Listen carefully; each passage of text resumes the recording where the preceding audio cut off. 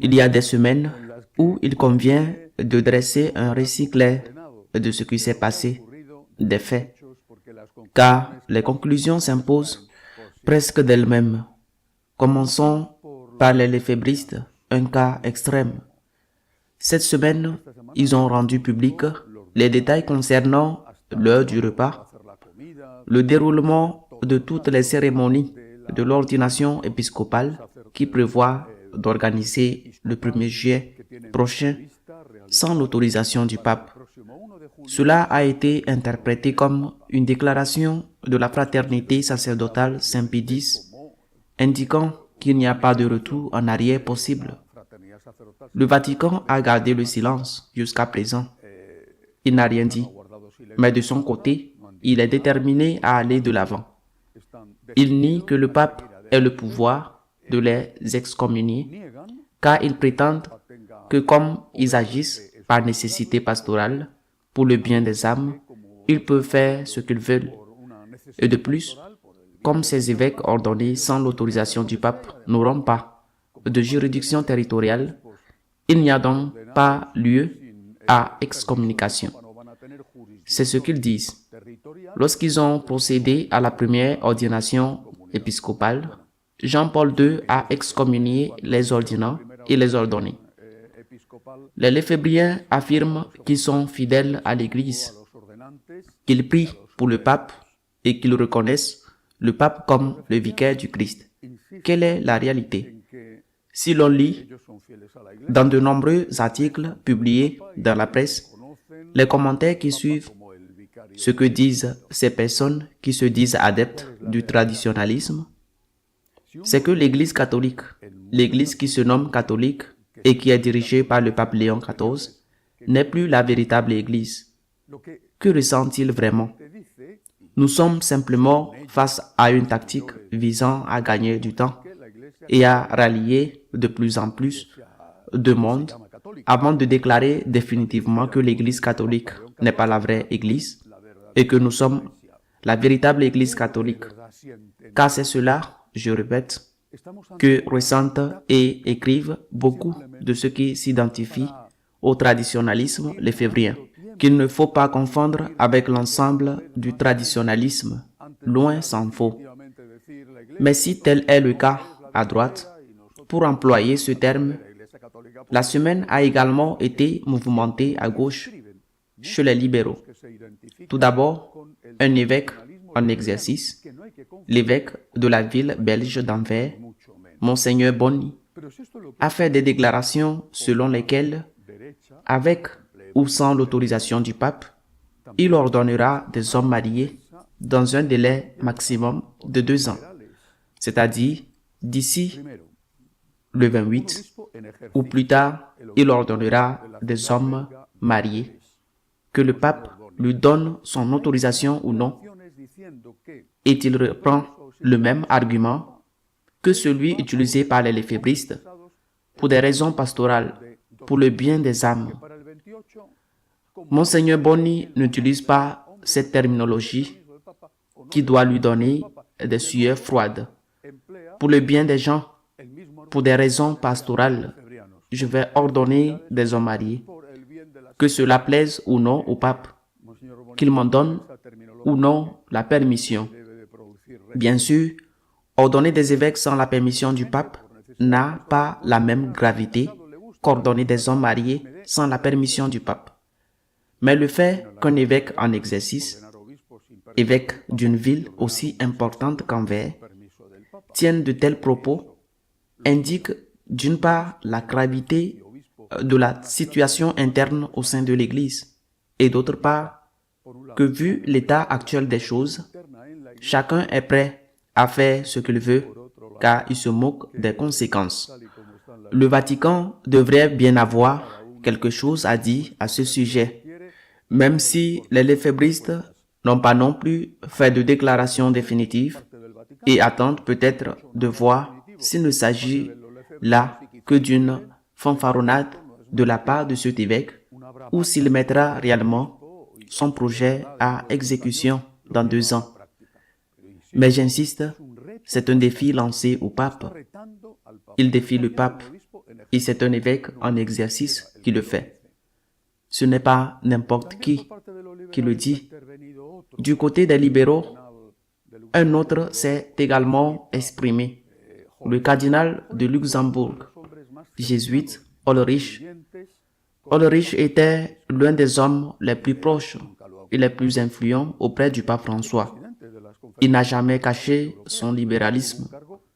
Il a été président des conférences épiscopales européennes, c'est-à-dire qu'il occupait un poste important. En plus d'être cardinal et évêque de la petite principauté du Luxembourg au cœur de l'Europe, Ulrich a fait des déclarations qui m'ont personnellement beaucoup surpris, car il a dit que la moitié des catholiques, et il faisait référence aux femmes, souffrent de ne pas pouvoir devenir prêtres. Étonnant. D'où Ulrich tire-t-il ces données statistiques? Il a mené une enquête. Il a commandé un sondage mondial des femmes africaines, latino-américaines et même espagnoles ont été interrogées. Est-ce que toutes les femmes aspirent à devenir prêtres? Ou est-ce qu'il y a des femmes prêtres? Je le répète, cela me laisse stupéfait. Où est l'étude statistique qui affirme cela? Je connais bien sûr de nombreuses femmes catholiques pratiquantes qui non seulement ne veulent pas elles-mêmes devenir prêtres, mais qui ne veulent pas non plus qu'il y ait des femmes prêtres. Généraliser ainsi, dire que toutes les femmes catholiques veulent devenir prêtres ou veulent qu'il y ait des femmes prêtres, eh bien, je le répète, où est l'étude statistique qui confirme cela? Mais il a en plus ajouté, il a dit que lorsqu'il se rend dans les paroisses, on suppose qu'il s'agit de celles de son diocèse ou dans des paroisses où on l'invite à se rendre quelque part dans le monde. Il dit que lorsqu'il se rend dans les paroisses, 90% et qu'il interroge les femmes, 90% d'entre nous constatent qu'elles veulent le sacerdoce féminin. Il s'agit sûrement d'une mauvaise traduction. J'ai lu le texte traduit en espagnol. Je n'ai pas lu l'original, mais dit qu'il consulte les femmes et employer le nous, c'est un peu risqué. Heureusement qu'il n'a pas dit 90% d'entre nous. Mais s'il consulte les femmes et dit nous, peut-être fait-il référence à ceux qui consultent les femmes, c'est-à-dire à lui-même et aux prêtres. Je le répète, d'un point de vue grammatical, je ne comprends pas. Mais a-t-on vraiment mené une étude auprès des luxembourgeoises selon laquelle 90% d'entre elles souhaiteraient devenir prêtresses ou voir des femmes prêtres, évêques ou papes? Où est cette étude? Et les 10% qui ne le souhaitent pas, n'ont-elles pas de droit? Et puis surtout, nous en sommes arrivés au point où l'Église doit décider de sa morale, de sa liturgie, de son enseignement dogmatique en fonction des sondages. Si 55% le veulent, il faut l'approuver. Si 90% le veulent, il faut l'approuver. Tout d'abord, j'insiste, c'est faux. Cela n'existe pas. C'est un mensonge de dire que la moitié des catholiques, c'est-à-dire toutes les femmes catholiques, veulent des femmes prêtres ou veulent elles-mêmes devenir prêtres. C'est un mensonge. Où est l'étude qui affirme cela? Je doute qu'une telle étude existe, même en ce qui concerne les luxembourgeoises. Mais même si elle existait, l'Église ne peut pas modifier sa liturgie, sa morale, sa doctrine en fonction de l'opinion publique, en fonction de ce que disent les gens, en fonction de ce que dit un sondage, qui, je le répète, n'existe pas, et qu'un cardinal puisse tenir de tels propos. Eh bien voilà, comme je l'ai déjà mentionné à propos de Monseigneur Boni, cela montre bien la gravité de la situation et aussi le niveau intellectuel, qu'a dit que les choses doivent changer en fonction de ce que pense la population. Cela en dit long sur la conception de l'ecclésiologie que l'on a, ainsi que sur la conception de la manière dont l'Église doit être gouvernée. Des attaques de la droite, des attaques de la gauche, une gauche qui est franchement nerveuse, d'après ce que je vois, car elle pense peut-être que les lefébristes vont obtenir quelque chose et qu'elle doit, elle aussi, en tirer quelque chose. Et vous n'allez pas donner la communion aux lefébristes, mais vous devez nous accorder le sacerdoce féminin. Les hommes mariés, voilà, pour commencer, nous verrons bien ce qu'ils demanderont d'autres. Que fait le pape? C'est un homme calme. Je crois que c'est la définition la plus exacte de lui. C'est un homme calme. Il n'est pas pressé. Il ne se précipite pas. Et en outre, son enseignement, ce qu'il dit lorsqu'il prononce un discours ou lorsqu'il donne, par exemple, les messages du mercredi à l'Angélus, son enseignement est impeccable. Cette semaine, il a envoyé une lettre aux évêques français réunis en assemblée plénière. Entre autres choses, il leur a dit, leur a demandé d'être généreux. Ce sont ses propres mots envers ses fidèles catholiques qui souhaitent participer à la messe traditionnelle. C'est un grand changement. Qu'ils soient généreux. Il n'a pas dit, je vais abroger les traditions custode de François. Il a demandé aux évêques de se montrer généreux envers ses fidèles qui souhaitent la messe traditionnelle. Et il a reconnu que le différend qui existe, les tensions qui règnent précisément sur la question de la liturgie, constituent une blessure douloureuse, selon ses propres termes, au sein de l'Église. Et que la liturgie, la célébration de l'Eucharistie, ne peut être un motif de division. Qu'est-ce que cela signifie? Eh bien, qu'il prépare quelque chose pour que, si le schisme des lefébristes se produit le 1er juillet, les traditionalistes, les catholiques, ceux qui veulent rester dans l'Église catholique, ne les suivent pas, parce qu'ils veulent assister à la messe traditionnelle. Ils préparent quelque chose, et je trouve cela très bien, pour que les évêques puissent mettre en place, avec générosité, ce sont ses propres mots, avec générosité, la messe traditionnelle dans leur diocèse, et ainsi relever le grand défi que va leur poser le monde lefévrien. Nous verrons bien, mais je crois que c'est ce qui se prépare, et c'est peut-être cela qui rend nerveux ceux de gauche, les libéraux, qui exigent eux aussi d'avoir leur part. Si vous leur donnez cela, vous devez nous donner autre chose. Mais le pape n'a pas seulement évoqué cette semaine la question de la messe de Saint Pie X. Il a aussi parlé d'un autre sujet très important. Si important que je crois qu'il est au centre du débat théologique en ce moment. Les laïcs peuvent-ils gouverner dans l'Église? Peuvent-ils prêcher lors des messes? L'exercice du sacrement du sacerdoce sera-t-il réduit à la seule célébration des sacrements? Mais le gouvernement des paroisses, la prédication, restera-t-il en tout ou en partie entre les mains des laïcs? C'est le grand débat. Et le pape a profité de la catéchèse qu'il fait les mercredis, où il commente peu à peu le Concile Vatican II. Il en a profité pour poser une fois de plus sa doctrine, tout simplement fidèle au Concile Vatican II, à la lettre du Concile et non aux interprétations en rupture que beaucoup ont tirées de ce Concile. Je vais lire le texte du pape. Il a rappelé un enseignement qui est essentiel, que la hiérarchie de l'Église n'est pas. Ce sont ces mots. Une construction humaine qui sert à l'organisation interne de l'Église comme corps social. Autrement dit, nous ne sommes pas en présence d'un conseil de ministres ou d'un conseil d'entreprise qui a son président, son PDG et ensuite une série de consultants.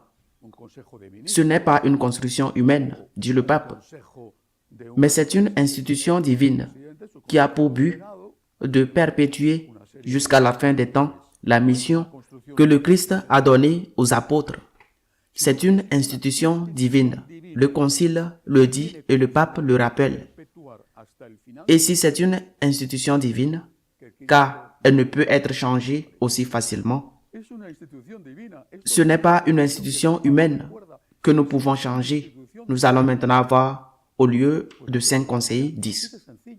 C'est une institution divine, faite délibérément, consciemment par Jésus-Christ, qui a appelé des hommes et aurait pu appeler des femmes, qui étaient la Sainte Vierge, qui valait plus que tous ensemble, qui était Sainte Marie Madeleine, et n'a appelé que des hommes.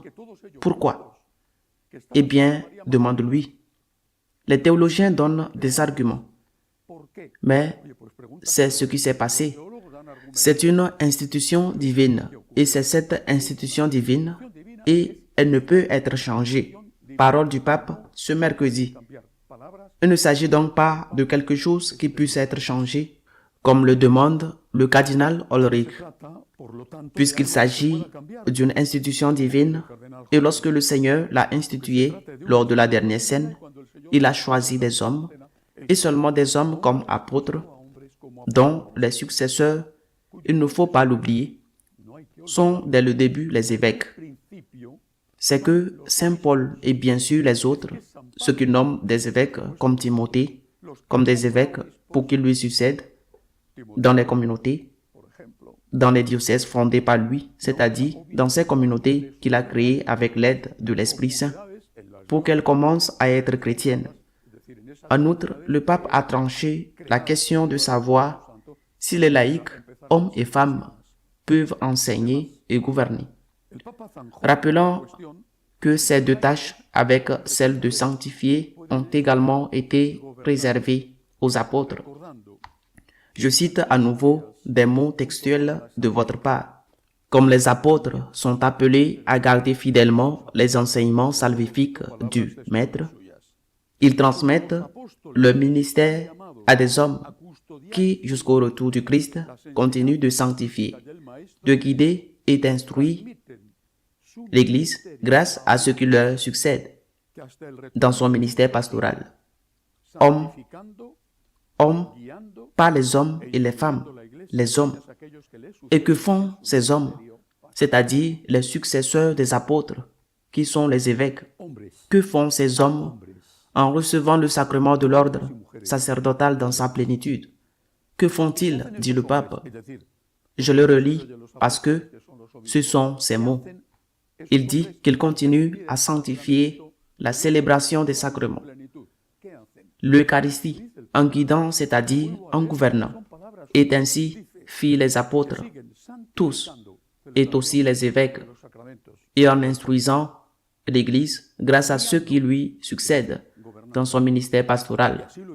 Sanctifié, gouverné et instruit par décision divine est réservé aux hommes, successeurs des apôtres, c'est-à-dire aux évêques qui ensuite demandent à leurs collaborateurs, les prêtres, de les aider dans cette tâche de sanctifier, de célébrer les sacrements, de guider, gouverner les paroisses et d'enseigner, non seulement prêcher l'humilité, mais s'assurer que les catéchèses données dans les paroisses sont conformes à la doctrine de l'Église. Je pense que le pape ne peut être plus clair. Ce qui se passe, c'est qu'il n'y a pas pire aveugle que celui qui ne veut pas voir, et il n'y a pas pire sourd que celui qui ne veut pas entendre. Et que le pape dise ce qu'il dit, ils continueront à insister et à insister sur le fait qu'il doit y avoir des prêtresses et que les laïcs doivent gouverner l'Église et les paroisses doivent gouverner et prêcher, et le curé doit se contenter de rester assis en les écoutant. Dis ce qu'ils disent. Il faut prier pour le pape. Il est harcelé d'un côté comme de l'autre. Ils lui mettent des bâtons dans les roues, l'un et l'autre. Il faut aussi prier pour que l'autre grand sujet en suspens, qui est la communion des divorcés remariés et des concubins non mariés, Le pape a résolu cela en étant fidèle à l'enseignement de 2000 ans de l'Église, que l'on ne peut communier que lorsqu'on est dans la grâce de Dieu et que lorsque l'on vit dans une situation de péché librement, non volontairement, sans avoir la liberté d'une personne violée, ou que je suis une personne qui a été asservie. Quand on vit dans une situation de péché, alors on ne peut pas communier. Prions pour le pape. Il n'est pas facile d'unir l'Église quand il y a des divisions si grandes et si explicites. Prions pour le pape. Je veux en profiter pour souhaiter à tous une semaine sainte. Laissons-nous sauver par la miséricorde de Dieu. À la semaine prochaine, si Dieu le veut.